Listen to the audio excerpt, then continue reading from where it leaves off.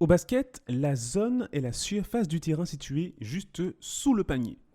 C'est dans cette zone que les mouvements sont le plus restreints, que les contacts sont le plus fréquents. Or, ce qui est intéressant, c'est que pour marquer les fameux paniers à 3 points et justement avoir une meilleure vision du jeu, il faut sortir de cette zone. Bonjour à tous, je suis Jules Gustave et je vous souhaite la bienvenue sur le nouvel épisode du podcast Hors Zone. Alors, Hors Zone, c'est quoi ? Ce sont des interviews sans filtre d'entrepreneurs, d'artistes, de sportifs ou plus généralement de personnes qui ont entrepris de sortir de la zone.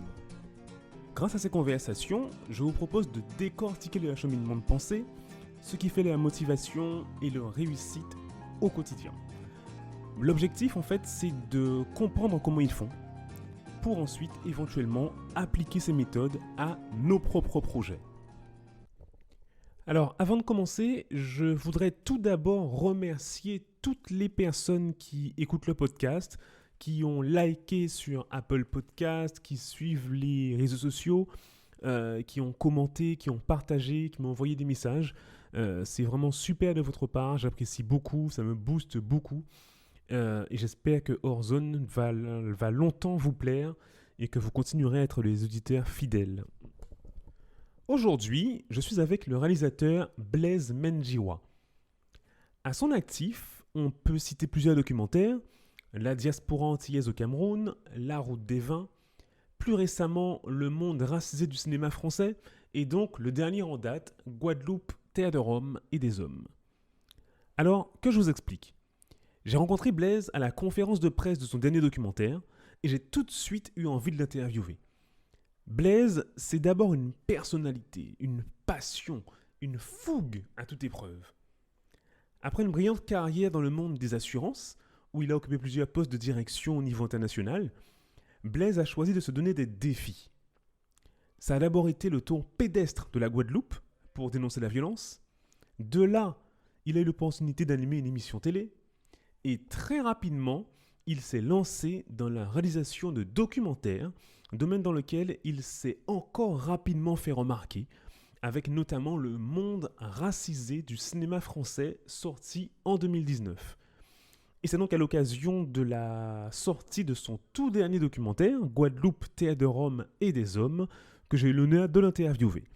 Alors, rassurez-vous, ce n'est pas un épisode de promotion du documentaire, mais bien une conversation sur sa personnalité, sur ce qui anime Blaise au quotidien et justement sur la façon dont il atteint ses objectifs.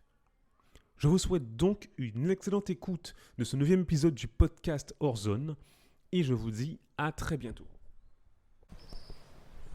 Bonjour Blaise. Bonjour Jude. Comment vas-tu ? Je vais très bien, merci. Super, tu es bien installé ? Installé et prêt à répondre à toutes les questions que tu me poseras. Magnifique, c'est Voilà. génial. Comment s'est passée ta semaine ? Eh ben, une semaine extraordinaire avec une fin de semaine sur les chapeaux de roue, avec cette avant-première donc qui a eu lieu hier au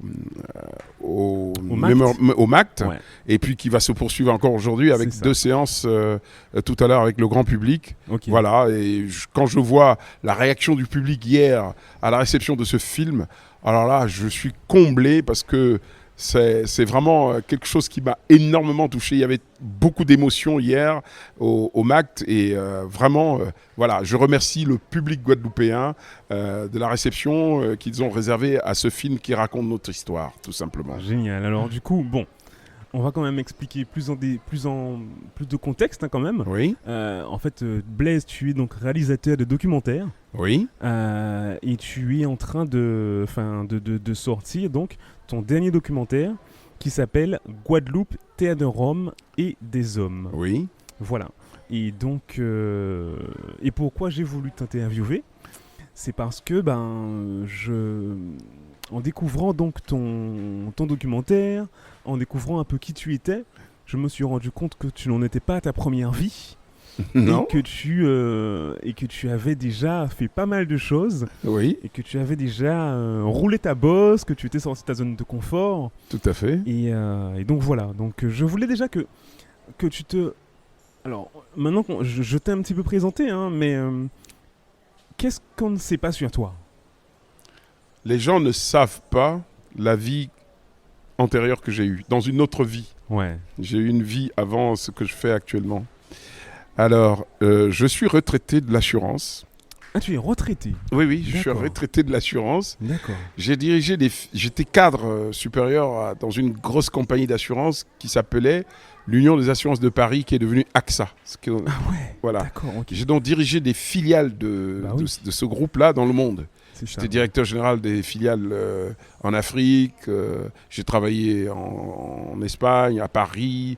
J'ai terminé ma carrière à UAP International j'étais directeur général de UAP pour toute la Caraïbe. Ok. Guadeloupe, Martinique, Guyane. Ah, mais c'est comme ça que tu es arrivé en Guadeloupe. Oui, c'est comme ça. Ah, Voilà. ok, d'accord. Ok. Et donc j'ai dirigé ce groupe-là ici. Et après que AXA ait racheté l'UAP, j'ai quitté le groupe pour créer un cabinet de courtage d'assurance D'accord. en Guadeloupe qui s'appelait ACC, Assureur Conseil Caribéen, Ok. que j'ai donc vendu et j'ai pris ma retraite. Et quand j'ai pris ma retraite, mon objectif était de faire le tour du monde, Ouais. prendre une année sabbatique, faire le tour du monde, et voilà, me balader partout. Mais en même temps, parce que vivant ici, je suis très sensible à l'image qu'on peut donner de la Guadeloupe. Or, il y a 7 ans, des télévisions nationales sont venues faire un reportage sur la Guadeloupe en présentant la Guadeloupe comme le département le plus violent de France. Il est vrai Ouais. que nous avions eu cette année-là 41 homicides Ouais. et ça m'avait bouleversé. Ces reportages m'avaient bouleversé. J'ai dit mais non, ce n'est pas la Guadeloupe dans laquelle je vis. Et puis ces enfants qui se tuent, ce sont nos enfants, c'est les enfants de la Guadeloupe. Ouais.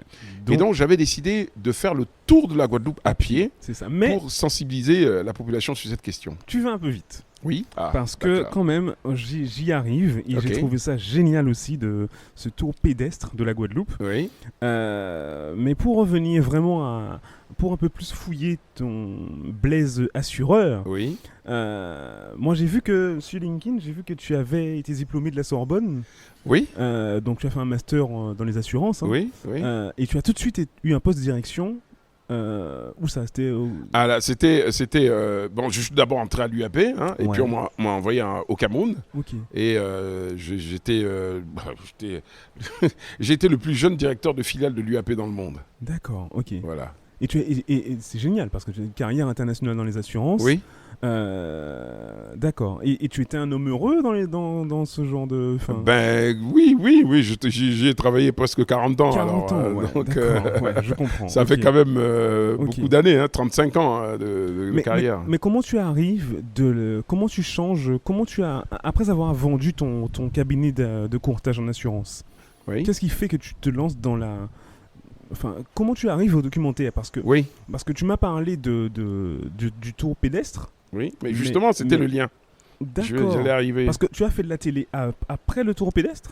Alors, je termine, donc quand je fais ce fameux tour de la Guadeloupe pour sensibiliser la population, je suis interviewé par plusieurs chaînes de télévision. Okay. Que ce soit Guadeloupe Première, que ce soit ETV, enfin, je passe sur plein de chaînes. Okay. Voilà, et je donne des interviews à des journaux comme le Figaro. Le Figaro m'interviewe pour me poser ce père de famille qui est sensible aux questions de violence. Voilà. Donc à ce moment-là, tu es déjà à la retraite. Oui, je suis à la retraite. Tu l'as fait financer ou pas ton tour? Tu avais des sponsors? Non, pas du tout. Comme ça. Moi, je suis parti tout seul. Et puis, au fil des étapes, les gens sont venus spontanément me suivre. D'accord. Et puis, oui, parce que j'ai lu qu'il y avait une certaine de personnes qui te suivaient. Oui. Des fois 300, 500. Ouais. Le dernier tour, il y avait 2000 personnes.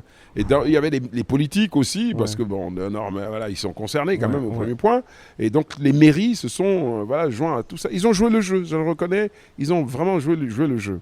Bon. Et donc, quand je décide donc je prends ma retraite, nos amis de la télévision, là, Mario Moradel vient me dire « Mais Blaise, tu pourrais continuer ce travail à la télévision en présentant une émission. » Je lui dis « Mais non, attends, j'ai pris ma retraite, je veux filer. C'est ma zone de confort, en quelque sorte. » Et bien, c'est cette proposition qui me sort de ma zone de confort. D'accord. Alors là, on est en quelle année? On est toujours en 2014? Non, on est en 2016. On est en 2016, d'accord. Voilà. Et ta retraite, tu l'as pris en quelle année? Pardon? Ta retraite, tu l'as pris en quelle année? En fin 2015.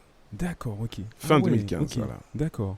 Donc en 2007, tu te retrouves à faire de la télé. Voilà, 2016, donc je commence à présenter une émission à la télévision qui Donc, s'appelle Radio-Télescopie de la Guadeloupe. c'est ça, exactement. Dans laquelle j'ai entendu une phrase, Blaise, qui Oui. m'a... j'ai trouvé ça extraordinaire. À un moment, tu dis « La roche tarpéenne n'est jamais loin du Capitole Oui. ». Ça veut dire quoi? Ah ben, ça, je crois que c'est une phrase que j'ai dite dans l'émission qui parlait de l'affaire Fillon. Ouais, Je sûrement. me suis baladé avec... j'ai fait un micro-trottoir pour demander la réaction du public guadeloupéen par rapport à cette affaire quand ça avait éclaté. Ouais. Et je crois que j'avais utilisé cette phrase en disant... Vous savez, quand les généraux romains revenaient des campagnes, c'était les grands défilés avec les prisonniers dans les rues de Rome et ils allaient au Capitole. Ouais. Mais la roche tarpéenne était l'endroit où on coupait les têtes, où on condamnait les personnes. Et souvent, ils passaient du Capitole à la roche tarpéenne. C'est pour ça que ce proverbe explique que la chute n'est jamais loin. Vous pouvez être très haut, mais n'oubliez pas que la chute peut être là, tout de suite. Voilà. Et donc, c'est ça, Ok. la roche tarpéenne n'est jamais loin du Capitole. Ok, d'accord. Très Vous bien. êtes dans les stratosphères. Vous voyez, l'histoire de Fillon est extrêmement expressive Ouais. et explicative de cette phrase. Il était porté au nu. Il était presque sûr d'être le prochain président de la République. Ouais, Et c'est vrai, pourtant, hein. Et pourtant. il est descendu en flammes. Vous avez vu la Ouais. chute? Alors, il y a Fillon, mais il y a même... il y a- Oui, voilà, il y a plein d'histoires Ouais, comme ça. ouais, ça me fait C'est la penser. condition humaine, tout Ouais, simplement. c'est ça. C'est de ne jamais être atteint de l'hubris. De savoir toujours garder mesure, garder raison. Très bien. Voilà. Pas mal. Parce Ok. que les égos poussent les hommes souvent à la démesure. Et les dieux, pour punir les hommes, souvent exaucent leurs vœux. Ouais. Mais c'est vrai que l'ego, ça peut mener très haut et ça peut mener très bas également. Oui. Effectivement. Donc voilà, tu te retrouves à la télé, donc sur une chaîne privée, hein, Oui, c'est locale, une chaîne privée, oui. donc ETV. Hein, Je pour, présentais je travaillais pour eux bénévolement. Ah ouais, d'accord. Ok. Je n'étais pas payé, non. D'accord. Je travaillais bénévolement Ouais. parce que c'était par passion, parce que je voulais, voilà. Et puis quand j'ai découvert ce truc, ben ça m'a passionné. Ouais. Ben, j'ai commencé donc à présenter cette émission et puis C'est là que tu apprends aussi tous les rudiments. voilà, de les la- de rudiments du l'audiovisuel, métier, de l'audiovisuel, les codes, comment se servir d'une caméra, Ouais, c'est voilà. ça, c'est ça. C'est comme ça que j'ai appris C'est ça. sur le tas, Ouais. une auto-formation en quelque sorte. C'est super. Ouais. Et je suis sorti vraiment de ma zone de confort juriste que j'étais. J'ai fait, Ouais. comme vous le disiez tout à l'heure, mes études à la Sorbonne. J'ai fait un DESS de droit des assurances, un DEA de droit civil et diplômé de l'Institut des assurances de Paris, un Panthéon-Sorbonne. Ouais. Voilà. Ouais. Mais je n'ai rien à voir. Rien à voir. ouais, quoi. avec, 40 ans plus tard, à la télé, dans une chaîne locale, et puis en Voilà. Guadeloupe. Quoi. Voilà. Et voilà. puis en plus de ça, quand tu arrives en Guadeloupe, pourquoi tu n'es pas parti de la Guadeloupe après? Parce que tu es de quelle origine, Blaise? Je suis d'origine camerounaise. Camerounaise. Oui, Tu es né au Cameroun? La mère de mes enfants est guadeloupéenne. Ah, Voilà. ceci explique cela. Voilà. Et j'ai donc des enfants guadeloupéens. Donc je suis. Mais aussi camerounais. Et aussi camerounais. Mais elles connaissent très peu le Cameroun. Hein. C'est vrai? Enfin, oui, mes deux filles, la dernière est arrivée ici, elle avait 1 an. Ouais. Est-ce qu'il parle anglais au moins? Parce que le Cameroun, c'est un pays bilingue, Oui, donc, oui, les deux parlent anglais parce que je me suis assuré pour qu'elles puissent apprendre l'anglais et puis passer des vacances linguistiques en Angleterre Ouais. et aux États-Unis Ok. quand elles étaient plus jeunes. Ouais. Bon, bah super. Et donc, c'est pour ça que tu es resté en Guadeloupe alors? Ben oui, je suis resté en Guadeloupe parce que au terme d'une carrière de presque 15 ans pour le compte de l'UAP, j'en avais marre de changer de pays tout le temps. Hein. Ouais. Donc on a décidé de rester ici parce que ma femme, donc son père est guadeloupéen. Ouais. Et donc on a choisi de rester là et puis voilà, j'ai construit ma vie ici. Voilà. Eh ben, c'est bien, c'est super. Maintenant, tu es un vrai Guadeloupéen, c'est bien. Et d'accord, très bien. Et du coup, de la télé au documentaire, c'est quoi le chemin? Alors, La télé a des contraintes. On a des contraintes de temps, etc. Et souvent, les sujets ne sont pas souvent développés comme on voudrait. Ouais. Donc, je me suis dit, sur ces thèmes, par exemple, qui m'intéressent, j'aimerais faire un documentaire, c'est-à-dire les développer plus dans le cadre d'un documentaire. Donc, la première fois que j'ai dit à mes amis à la télé, pourquoi je ne ferais pas un documentaire ? Ils me disent, mais non, tu ne pourras pas le faire. Je dis, mais pourquoi je ne pourrais pas le faire ? Ouais. Alors, d'abord... Donc les gens autour de toi t'ont dit non, alors tu voulais faire un documentaire, Oui, oui. donc t'as dit tu pourras pas le faire. Tu ne pourras pas le faire. Tu avais déjà l'idée alors. Oui, oui, j'avais l'idée. Et puis je leur dis, mais non, mais attendez, c'est quoi là ? C'est quoi ? Vous mettez des limites dans vos têtes là. Ouais. On peut faire des documentaires et les publier, et les diffuser sur notre antenne. Mhm. Ils ne me croient pas beaucoup. Je leur dis... Ah, donc tu voulais faire un documentaire pour la chaîne TV ? Oui, pour la chaîne de TV. D'accord, ok. Parce que les premiers documentaires que j'ai faits, c'était pour eux. Ok. Et je leur dis, non seulement je vais le faire, mais je vais le faire je vais faire une prouesse technique. Ouais. Je vais réaliser mon premier documentaire avec un portable, avec un téléphone Ouais, portable, ouais. un iPhone. Ouais. Et donc, je vais, et à l'occasion d'un voyage en Afrique, C'est ça, parce que je me dis, je vais faire un travail sur la diaspora antillaise installée au Cameroun. c'est ça, parce que ton premier documentaire s'appelle La diaspora antillaise au Cameroun. Voilà. En quelle année ? En 2016-17 ? Oui, 2018, je crois, un truc comme ça. D'accord. Voilà. Entre 2018 et aujourd'hui, tu as réalisé... Ton premier documentaire, c'est 2018 ? Oui. Et là, tu en es à ton 7e ? Oui. En 2021 ? Oui. Oui, Tu je chômes travaille pas, hein. vite et beaucoup. D'accord. Ok. J'ai pas chômé. Ouais. Et donc, en fait, tu fais donc, la diaspora antillaise au Cameroun. Oui. Alors que du coup, comment ça se passe du coup ? Eh ben, je vais au Cameroun, je filme avec Ouais. mon portable, je découvre, c'est mon pays d'origine, mais je Ouais. découvre aussi des choses là-bas Oui, que parce je ne ça fait connaissais pas. Ça fait combien de temps que tu n'es pas retourné là à ce moment-là ? Ça faisait plus de 30 ans. Ouais. Ok. Parce que j'avais travaillé là-bas 10 ans, pour Ouais. la filiale de l'UAP là-bas comme patron. Ouais. Mais j'étais parti, j'étais plus jamais revenu là-bas. Ouais. Ma famille ne vit pas là-bas en fait. Ah, ta famille n'est pas là-bas ? Non, ma famille vit en métropole, D'accord. en Alsace. Ok. Donc Tu ma es mère... alsacien alors. Voilà, voilà. D'accord, ok. Et donc du coup, quand je repars, c'est là que je découvre qu'il y a un grand site de centre d'esclavage au Cameroun, à Mbimbia, dans la partie occidentale, Ouais. la partie anglophone, qui Ouais. est beaucoup plus grand que Gorée au Sénégal, Ouais. D'accord. que Ouida au Bénin. Ouais. Mais j'ai eu un choc. Ouais. Ouais. Et que des bateaux sont partis de là pour la Guadeloupe et la Martinique. Ouais. En 1790, il y a des bateaux Ouais. qui sont là. Et c'est là que j'ai pu faire le lien avec ce que j'avais vu, ce que j'ai vu sur la marche des esclaves. Les Ouais. Bamileke, c'est une tribu du Cameroun dont sont originaires mes propres parents. Donc D'accord. mes parents, Ouais. mes ancêtres sont ici en Guadeloupe.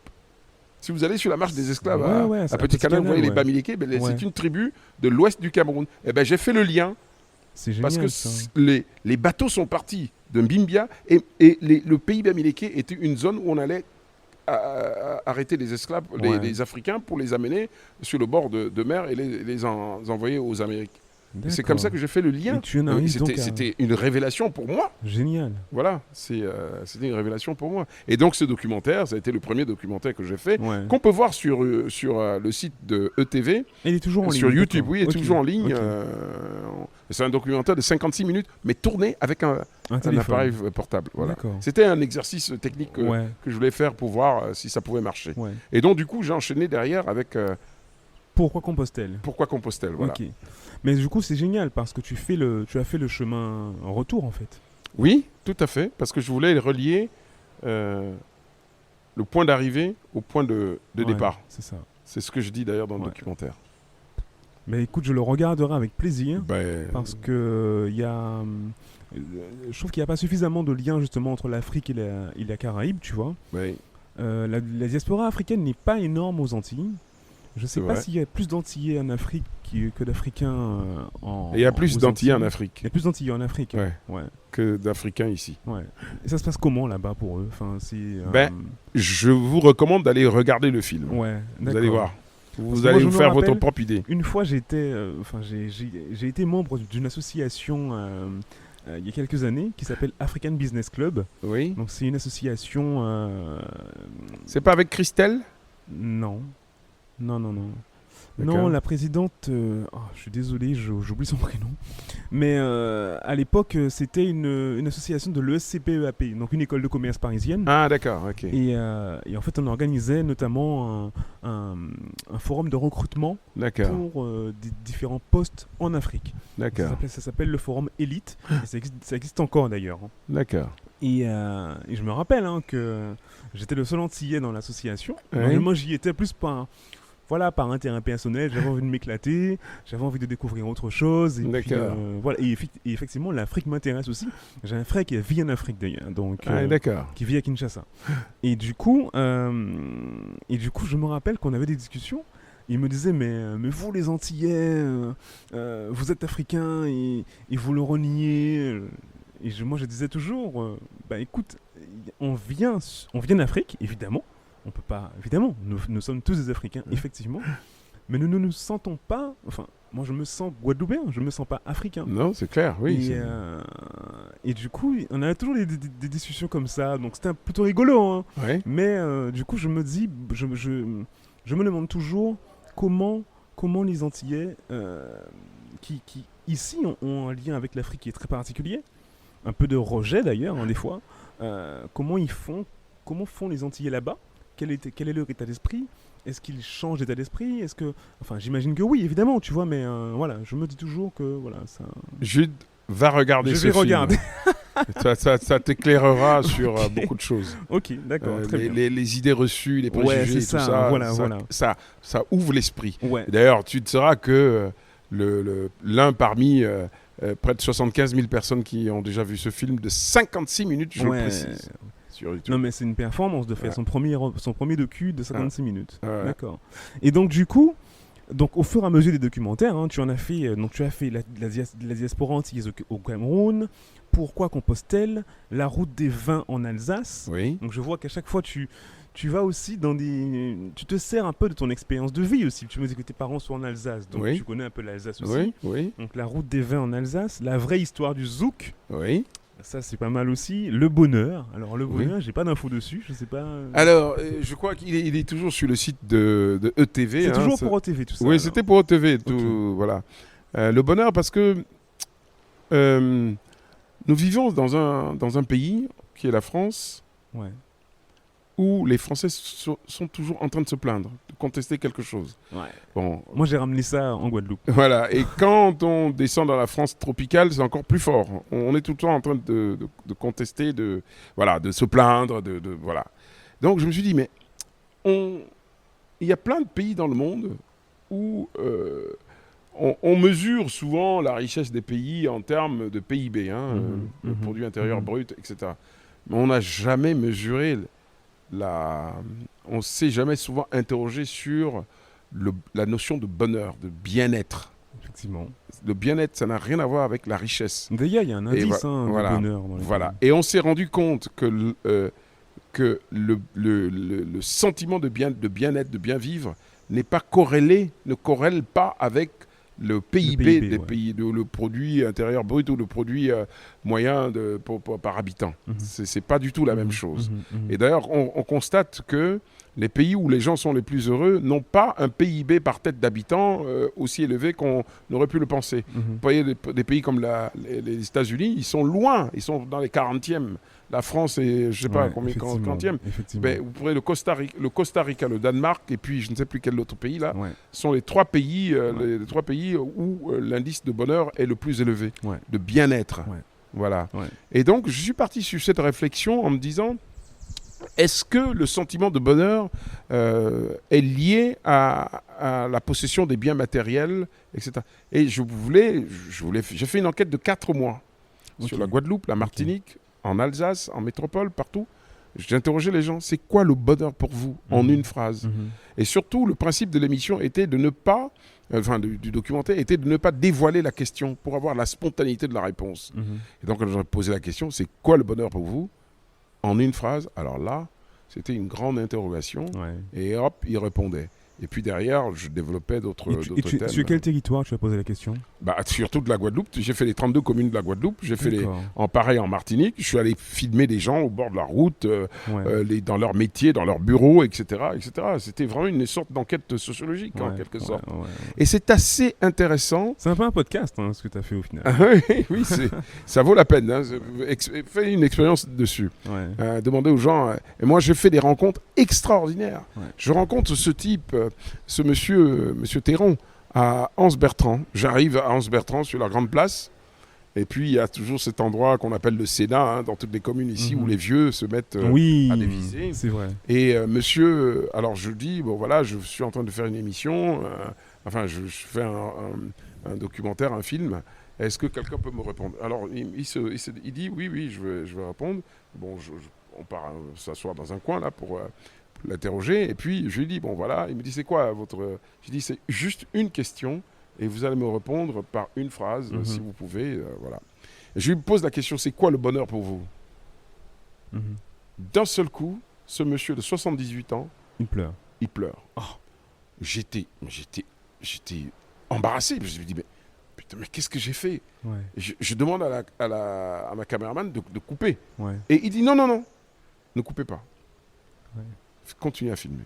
Il sort de sa poche un mouchoir, vous savez, c'est les personnes âgées, qu'il plie c'était un mouchoir en coton, voilà, machin. Il s'essuie et il dit, continuez à filmer. Et il dit, moi, cette question-là, vous voyez, depuis 78 ans, je cours après ça parce que quand je suis né, ma mère est morte. Je n'ai jamais connu ma mère.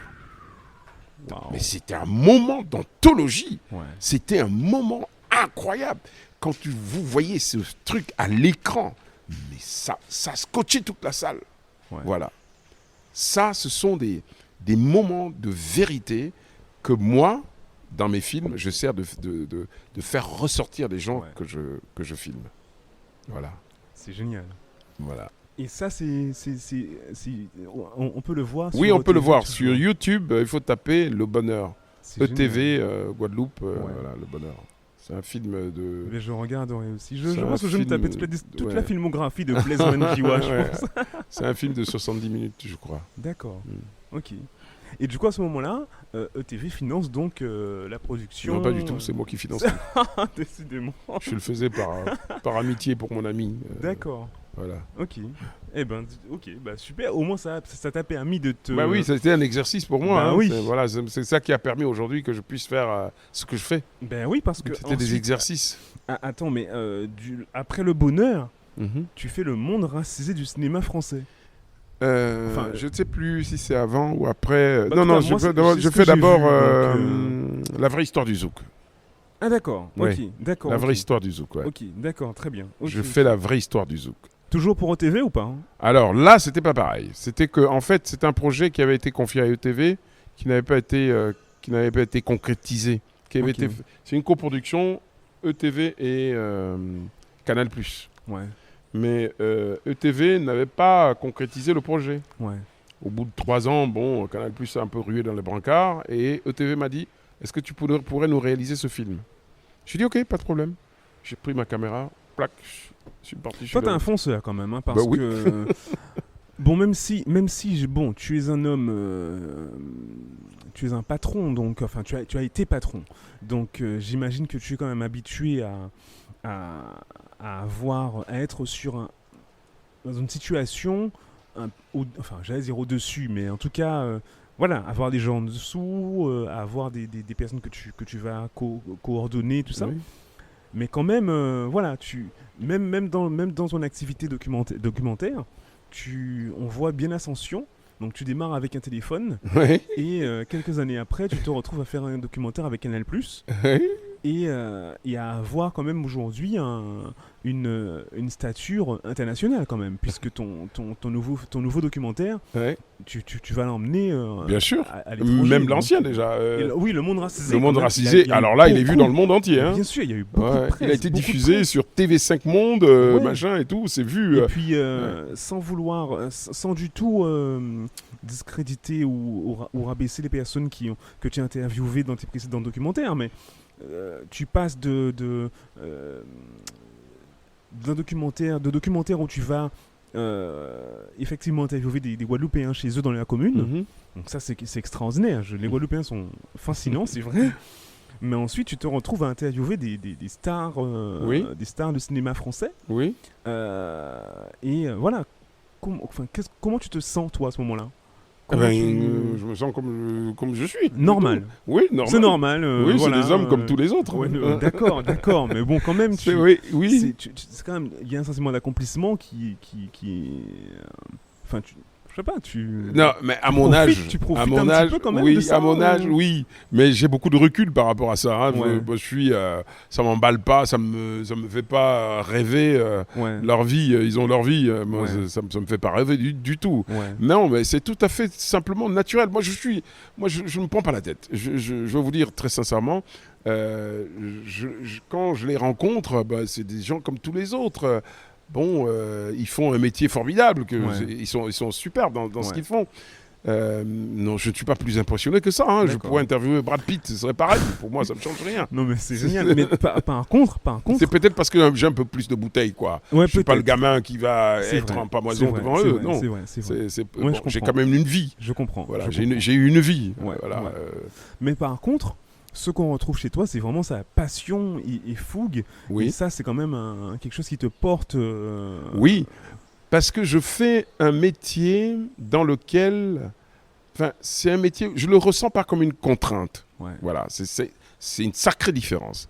Je le fais par passion parce que j'aime ça. Ouais. Parce que j'aime ce que je fais, ça m'occupe, ça me fait plaisir, voilà. Et donc je le fais vraiment sans aucune, sans ce sentiment de contrainte Mhm. qu'on peut avoir dans un boulot. Et puis parce que j'aime les gens. Ouais. Il faut dire les choses comme elles sont. J'aime rencontrer les gens. J'aime les personnes. Quand je les interviewe, ben, c'est une relation vraiment très personnelle qui se Ouais. crée. Voilà. Tu me parlais des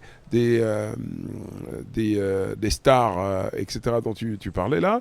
Eh ben, j'ai créé une sorte de relation avec eux. C'est pour ça d'ailleurs qu'ils sont souvent dans mes films. Mhm. Mhm. Hein, parce que c'est une relation personnelle que j'ai créée Mhm. avec eux, et puis parce qu'ils sentent bien que je les aime. Et puis c'est ça qui est Voilà. bien dans le documentaire, c'est que effectivement, tu discutes avec la personne. Et c'est un peu comme le podcast, hein, c'est la discussion fait que voilà, on passe du temps ensemble. Ouais. Il y a le moment où on parle au micro, mais il y a aussi le moment à côté, hein, le off. Bien sûr, le Et off, oui. j'imagine que dans un documentaire, en plus, ça, Ça compte. ouais, ça compte Parce beaucoup, que je pense que la différence du documentaire, le documentaire, c'est le cinéma du réel. Ouais. On triche pas. Ouais. On triche pas dans le... Bon, on peut jouer des rôles dans les films de fiction, machin, tout ça, ce sont des rôles composés. Mais le documentaire, c'est le cinéma du réel. Ouais. Et moi, ce que je filme, c'est le réel. Ouais. Mais comment faire passer l'émotion dans le réel? Mhm. Donc, en fait, il faut que la relation que je vais tisser avec celui que je vais avoir dans le film soit une relation authentique. Mais je crois que ça se sent.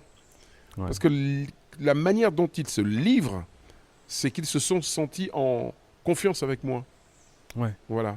C'est très important d'établir cette relation de confiance. Ouais, je Voilà. vois très bien. Et donc, moi, je travaille beaucoup là-dessus. Et donc, ma caméra va permettre de révéler la vérité de chacun. Voilà. Ouais. C'est ce que j'essaye de faire. J'ai une technique de gros plan, machin, Ouais. d'un cadrage sur le visage pour qu'on ressente les émotions Ouais. qui passent. Ouais. Et le cinéma, enfin, par exemple, le dernier là, sur la terre, Guadeloupe, terre de Rome Ouais. et des hommes, c'est un film dont Moi, j'ai pas eu l'occasion de le voir, malheureusement. et dont on me dit, hein, les réactions que j'ai eues du public hier, me dit, mais c'est un film où tu as réussi à faire passer les 5 sens. Ouais. Les 5 sens, voilà, l'odorat, le toucher, le goûter, la vue, etc. Et c'est ça. Et comment Quand tu on- as fait ça? C'était volontaire? Oui, Comment tu- je recherche ça. Je recherche dans la manière dont je veux que l'image soit rendue, Ok. soit filmée. Je recherche. C'est intuitif en même temps, mais en même temps aussi c'est du travail. Ouais. C'est l'expérience que j'accumule depuis quelque temps qui permet de faire de transférer à l'image, de transmettre à l'image les émotions. Voilà. Je travaille énormément là-dessus. Parce que je veux que la vérité des gens sorte à l'image. Voilà. Génial, très bien. C'est ce que j'essaie de faire. Mais justement, moi je me demandais, quand hier j'ai regardé à nouveau le monde racisé du cinéma français, Oui. et je me demandais comment tu fais pour déterminer... Alors déjà, comment tu fais pour sélectionner le sujet? Oui. Hein, déjà, avant de lancer un documentaire, comment tu décides que tu vas traiter ce sujet-là? Et ensuite, quand tu réalises ton documentaire, il y a des moments où... donc une interview de quelqu'un fait qu'on a l'impression qu'un nouveau chapitre s'ouvre dans le documentaire. Oui.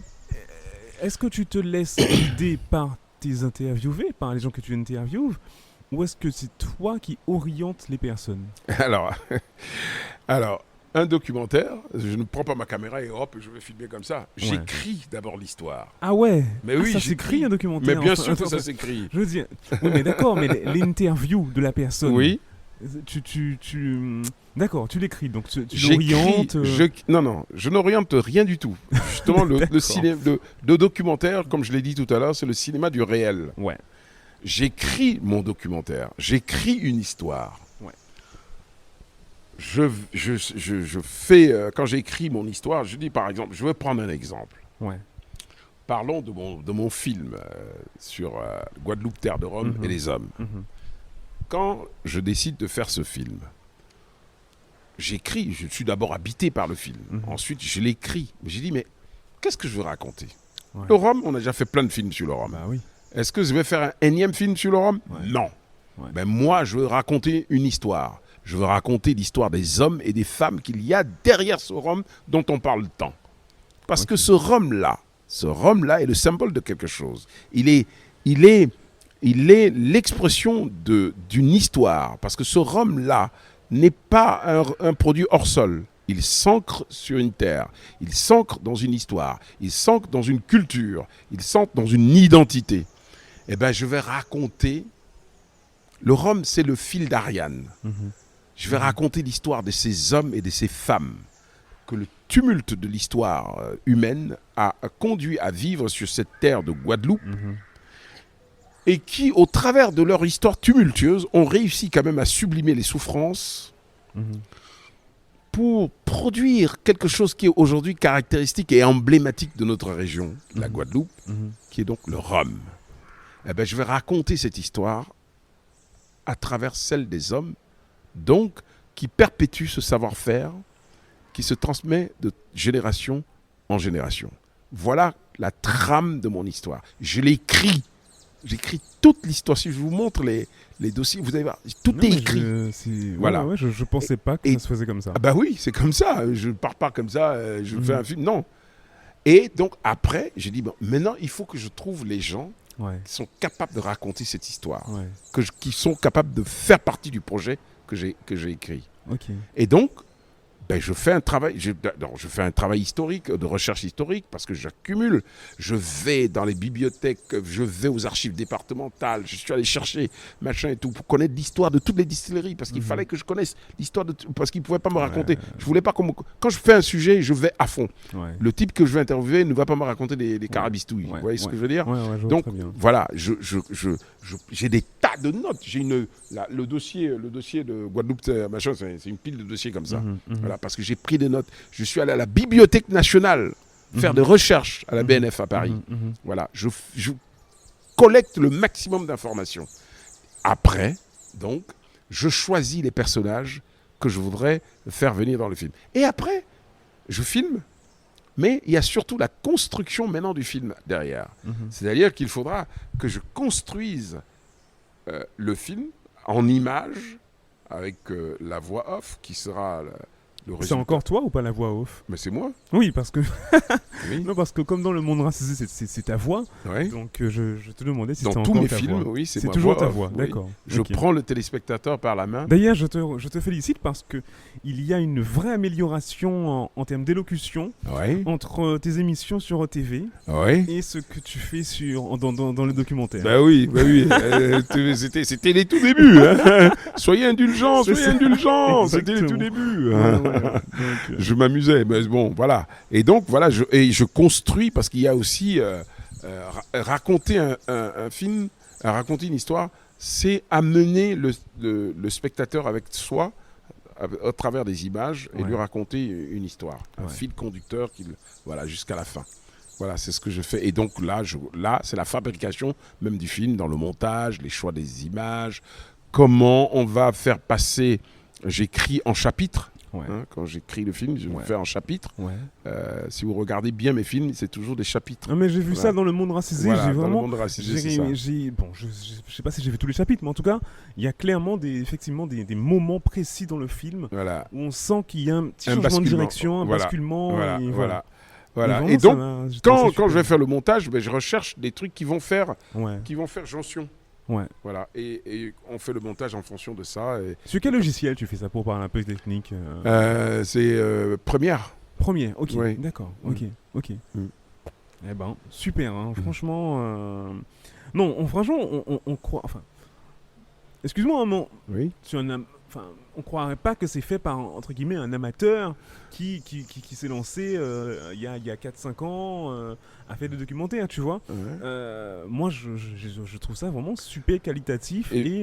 Oui, mais il faut aussi dire que je ne travaille pas seul. Hein. Je travaille avec des monteuses. D'accord, ok. J'ai une équipe derrière toi. Oui, j'ai une équipe avec moi, Bénédicte Jourdier, Morgane Sanchez, et puis les gars qui font le mixage, etc. etc. Donc maintenant, ce n'est plus, plus à la main, c'est plus le téléphone. Non, c'est pas le truc.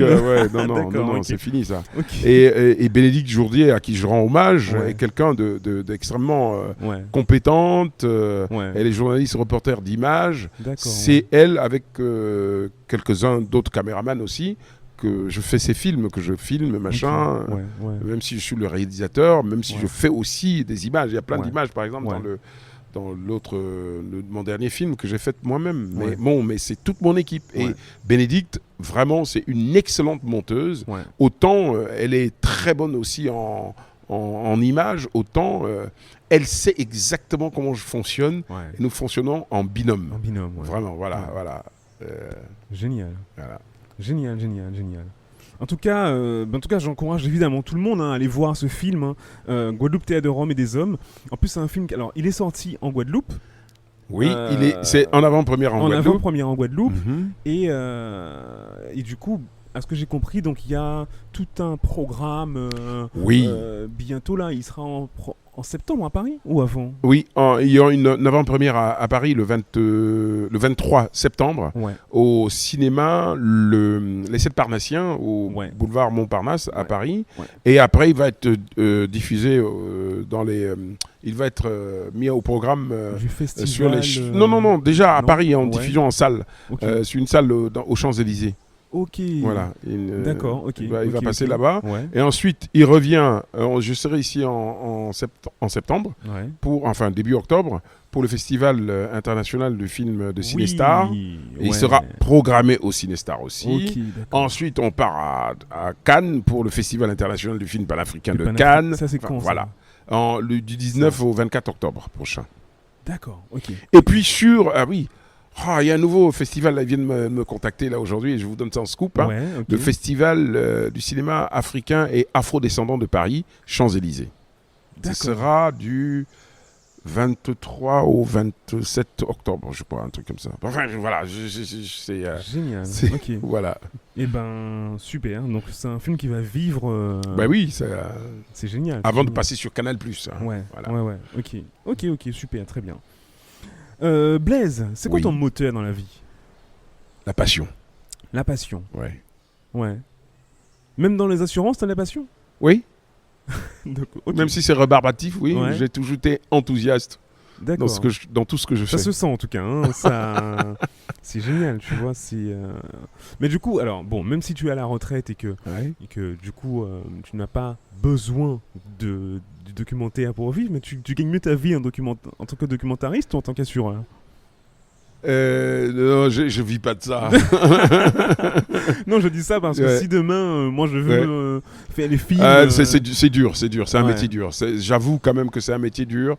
Je le fais bon, je gagne pas ma vie avec ça. Ouais. Au contraire, je mets mon argent là-dedans Ouais. pour faire, par exemple, le monde racisé du cinéma. C'est un truc que j'ai produit avec mes propres fonds. Ouais. Voilà, D'accord. c'est. Non, je pensais qu'il y avait un financement. Oui, mais moi, j'ai jamais été patient pour suivre tous ces parcours Ouais. compliqués avec l'administration, C'est machin ça, et tout. c'est ça. Parce qu'il y a quand même des fois, les réalisateurs, ils vont d'abord vendre le projet Oui, à une, oui, je sais oui. pas, une chaîne ou Oui, un média oui, oui. quelconque, Oui, et oui. ensuite ils produisent le Oui, documentaire. c'est vrai. Ouais. Mais à partir de maintenant, c'est ce que je vais faire.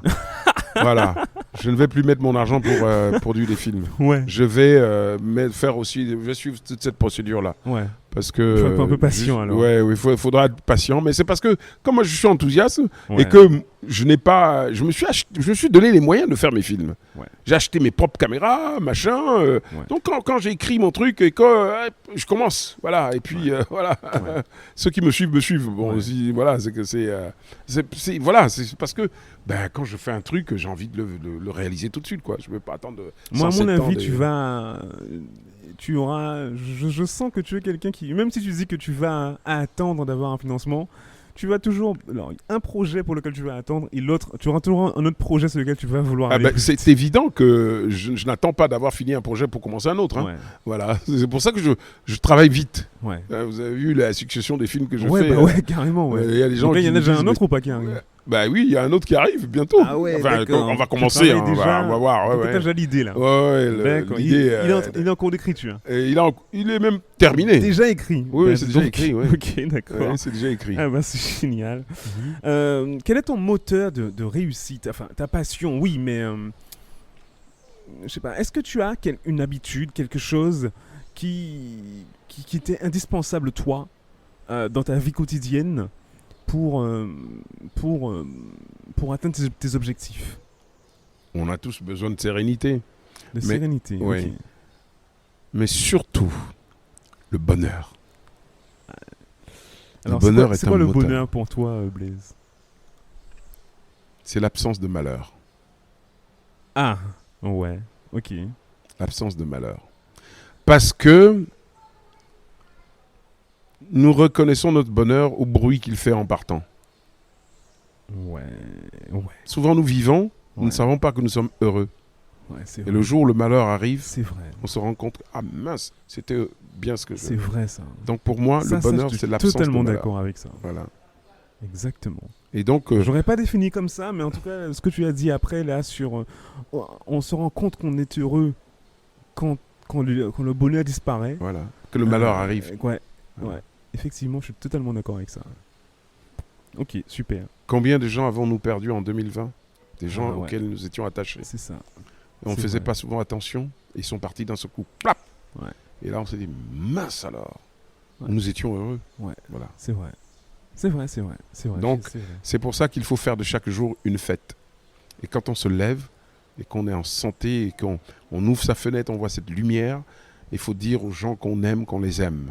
Faut le dire, vous savez, toucher les gens, communiquer avec les gens qui sont autour de nous, habiter l'instant. Ouais. Voilà, ça c'est ma devise, Ouais. c'est habiter l'instant. Vous savez, le chemin de Compostelle m'a appris une chose. Quand je faisais ce chemin de Compostelle où j'en ai profité pour faire ce doc, Mhm. c'est habiter l'instant. Il y a des gens qui vivent une vie sans jamais avoir pris le temps de s'arrêter et de vivre, de sentir son corps, d'habiter l'instant. Vous voyez, on est là en train de faire une interview. Je ne suis pas ailleurs. Mhm. Je suis avec Jude. Mhm. Je partage ce moment avec vous. Mhm. Eh bien, vous savez, l'éternité. On court, ah oui, on veut vivre éternellement. Non, non. L'éternité, c'est ici et maintenant. Mhm. C'est la dilatation de l'instant présent. Mhm. Et Mhm. quand vous habitez cet instant, vous le vivez intensément. Mhm. Il y a des gens qui vivent des instants qui ne se rendent même pas compte qu'ils ont vécu un moment. Ouais.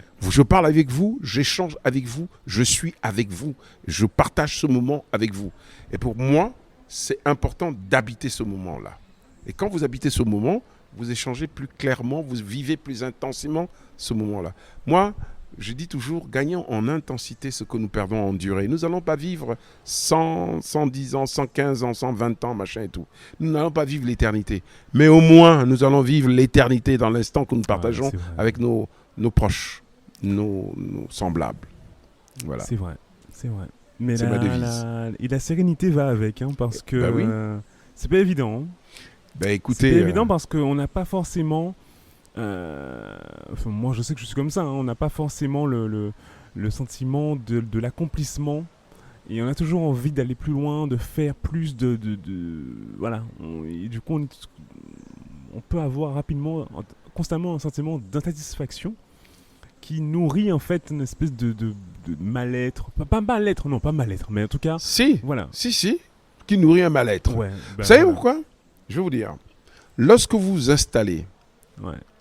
dans la tension que crée l'insatisfaction, vous vous installez dans le malaise. Mhm, mhm.